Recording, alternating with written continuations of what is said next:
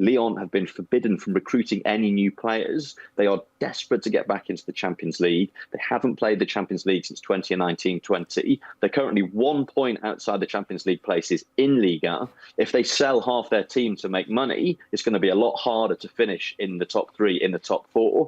So that's another motivating factor behind not selling.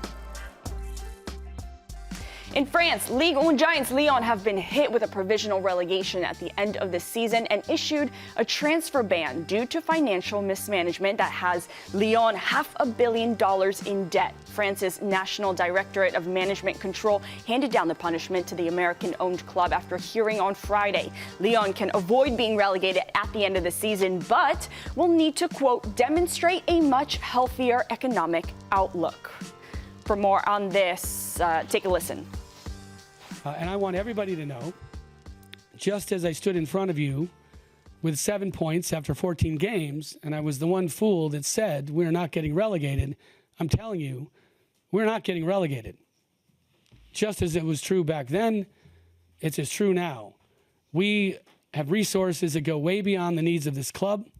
We've shown you how we're going to do it mechanically. If all of those things fail, we have very wealthy shareholders, very wealthy constituents and participants in our cap structure. Nobody lets this team get relegated. Well, we listened to what Lyon's owner had to say, and to speak more about this, we're actually going to bring in CBS Sports football correspondent Tom Williams. Tom, you're making your morning footy debut. Thank you so much for joining us to talk about the situation of Lyon getting the provisional relegation at the end of this season. You've been following this story all weekend long. What's the latest on the situation? Good morning, folks. Nice to be with you. So basically, as we've just heard, the position is that if Lyon cannot sort out their finances by the end of the season, they will be relegated to the French second tier. This is the kind of measure that the DNCG, which is French football's financial watchdog, occasionally announces when it thinks that it hasn't been given enough guarantees about a club's financial viability. We don't know exactly what Lyon needs to do in terms of the figures, but the figures that are kind of coming out from French press reports suggest that they need an injection of between 100 and 200 million euros between now and the end of the season. There'll be another meeting in May between officials from the DNCG, the financial watchdog, and officials from Lyon. If the DNCG is happy with the measures that Lyon have taken, then they'll be okay. They'll be off the hook. Their league position will remain whatever it is at the end of the campaign. But if they're not happy, Lyon could find themselves in the second tier. Now, as we saw, John Textor gave a characteristically bullish press conference on Saturday where he insisted that there was nothing to worry about, that he was on top of the situation. Something that he's really highlighted is that because Lyon are part of a multi-club structure, the Eagle Football Group, they can move money around between the different clubs in that network. So he thinks Lyon are being judged unfairly because the DNCG are only looking at their accounts. So, for example, if Botafogo, the Brazilian club that Textor also owns, sells some players, the money from those sales can go into Lyon's coffers. Textor is also trying to sell his 45% stake in Crystal Palace. And again, that money could go into the Lyon accounts. Eagle Football Group can inject cash themselves. So from Textor's perspective and from the Lyon side of things, there's a lot of optimism that they will not be relegated at the end of the season. Tom, this is quite the conundrum, right? Because it feels like the DNCG, from what I've been reading, it feels like it's a pretty subjective place where they're okay with Lyon's financials. If I'm not mistaken, according to L'Equipe, they're about 500 million euros in debt. So 100 euros here or there, let's call it 200 euros, let's call it, hell, 300 million euros wouldn't necessarily take them out of debt. So what, subjectively, needs to happen for the DNCG to really consider Lyon safe?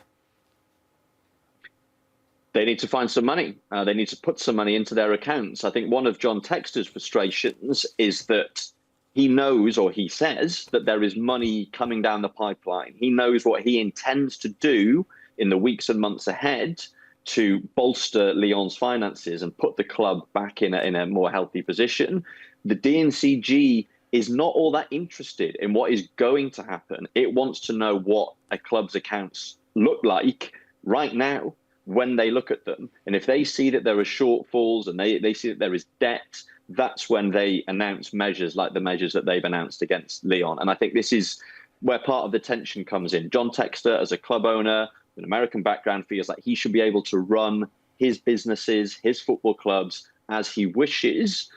The way that things work in France, and the DNCG is the oldest financial watchdog of its nature in world football. You have to have money in the bank when they ask to see your, to see what's in your accounts, and that's where, that's how we've ended up in this current situation.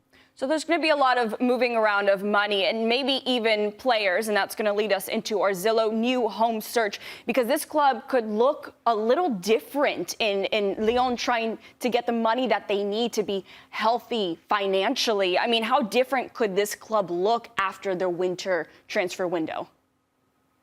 I mean, Lyon have got a lot of very good, very talented young footballers, and the speculation is that they will have to sell at least some of those players if they're going to get their finances in order.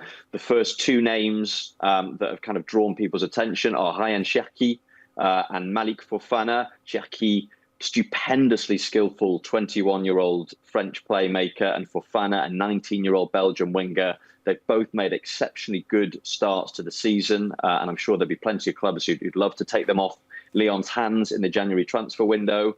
And then aside from that, you're looking at players on the fringes of the first team. Maxence Caqueret, the French midfielder who came through the youth system at Lyon, he's not starting games currently. Players like Georges Mikotadze, the Georgia international forward, he was brought back to the club where he'd started out his career last summer from Metz. He hasn't been getting much of a look in at late. Guys like Ernest Nwama, the Ghanaian winger, again, a young player, huge potential, not a guaranteed first choice pick. So there are players who Lyon could offload if they wanted to.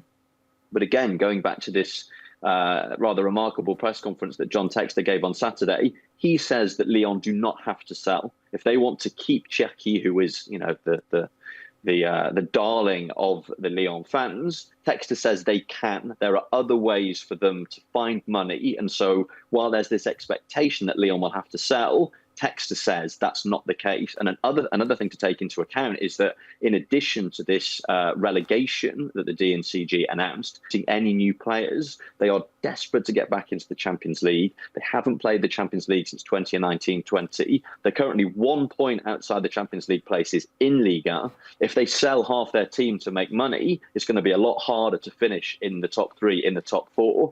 So that's another motivating factor behind not selling all these bankable players.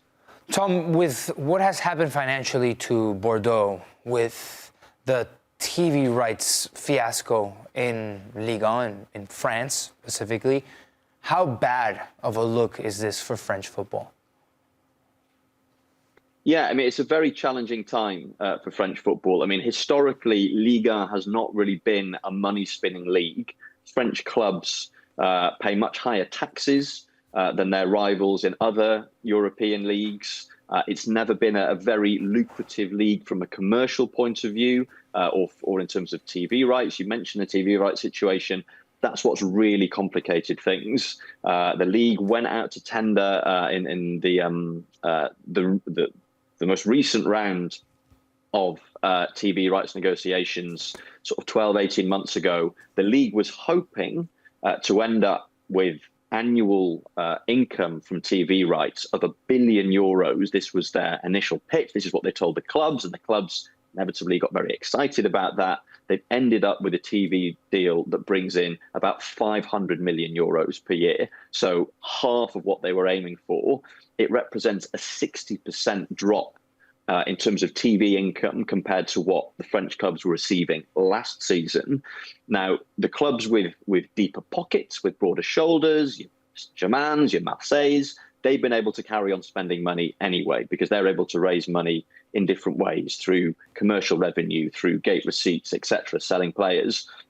the clubs that have really been hit hard by this, and the big clubs have been affected by it, but the clubs that have really been hit hard are the clubs further down the pecking order. Historic French clubs like Montpellier, who were Liga champions in 2012, Le Havre, the oldest club in France, right down at the foot of the Liga table currently, and they're not even able to pay money to sign players. They're totally dependent on loan signings, free signings. They've had to be very creative in terms of their recruitment, and they're now struggling as a consequence.